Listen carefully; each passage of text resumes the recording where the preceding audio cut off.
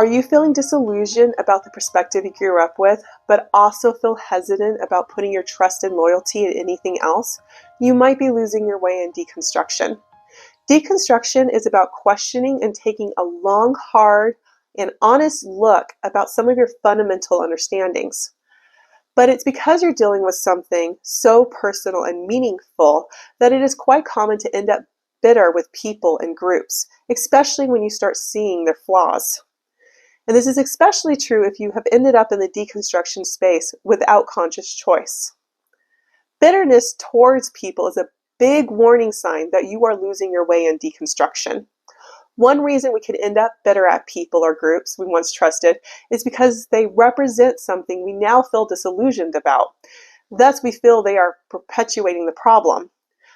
I think it's helpful to understand, though, that most people live in homeostasis, a familiar balance that may or may not be healthy, but at least it's something that they can navigate.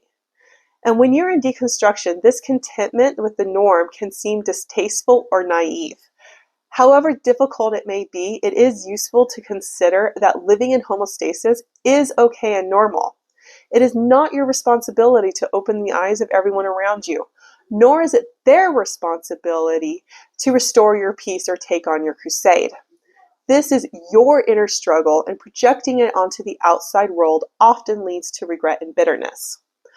One thing that can emerge from being lost in deconstruction for too long is turning doubt into a virtue, or throwing out truth altogether.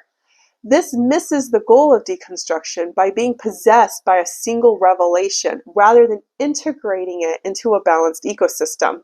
You are essentially becoming the thing you despise, shallow and naive. The reality of the situation is that lashing out in these manners doesn't make any sense. Since deconstruction is an inner process that started internally, it must be ended internally.